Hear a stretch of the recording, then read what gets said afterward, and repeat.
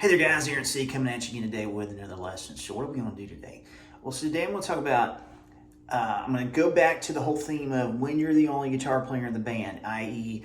a power trio, or, you got a four-piece band where, like say the singer doesn't play an instrument, or, maybe, and even if you have like a keyboard player, but you don't have a second rhythm, you don't have a rhythm guitar, and you kind of have to be rhythm and lead at the same time. So this is geared towards that audience, and what we're going to do with a 3-chord song. Now this is a little more on the intermediate to advanced side, and if you're a beginner, hang out with us. That gives you some targets to aim at and some things to work into. Okay, so when you arrive at that place, then you'll kind of have an idea where to go and what to do. Okay, so if you're new to this channel, please feel free to hit that subscribe and like button. I'd love to have you hang out with me on a more regular basis. So, that being said, let's get to work. Okay, so I'm going to do an E minor, D, and a C progression here. Okay, so obviously if you were kind of doing the acoustic thing, you're just kind of accompanying with someone's sound. Okay, so you could do, that little C hammer on inside of that. Okay, now, if we're doing kind of our old school soul thing I was talking about.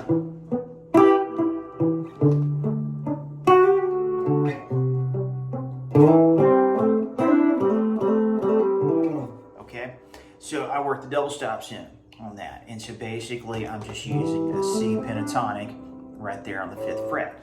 Double stops once again, 2 strings down, you hammer on the lower of the 2, but not the higher, okay? All right, so that's that. If I kind of need something a little more rhythmic and percussion, when I'm on that E minor, I have that.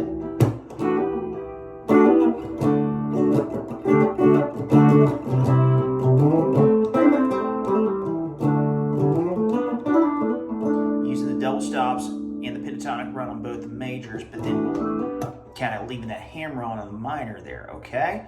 And obviously we can also work the octaves.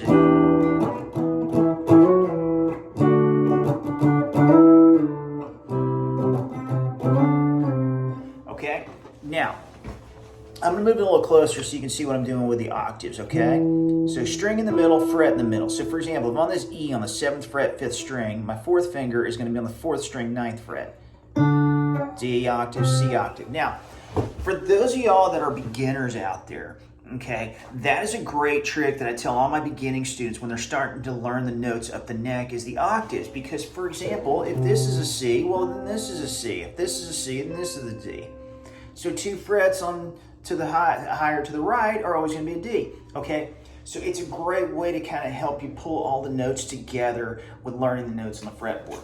Okay, so those are just a couple little tricks you can do in a simple 3-chord progression. So, and obviously, depending on what style, you might want to throw some effects in there, okay? Rule of thumb is your country guys go to compressors, okay? Because they play generally Telecasters or, clean guitars that don't have the sustain, so therefore the compressor kind of fattens that up. I'm not under endorsement with any brand, so therefore I'm not going to point you to any one brand because that is different to each player. Okay, so I'm not gonna say, so I don't want you to come back. Well, you said go to this brand. I'm not saying go to that brand. Okay. As far as that, obviously for your leads and stuff like that, you're gonna want some distortion, some overdrive, possibly some delays if you're into that sort of thing. Make sure that you can adjust the speed. If you can get something that has the tap feature for the delay that allows you to speed up and slow it down to the beat of the song, man, that makes life a lot easier. Well, I thank you once again for stopping by, and I hope you got something out of this. Let me know if you have any questions. Let me know where you're listening from. I would love to see you again sometime soon. Take care, guys.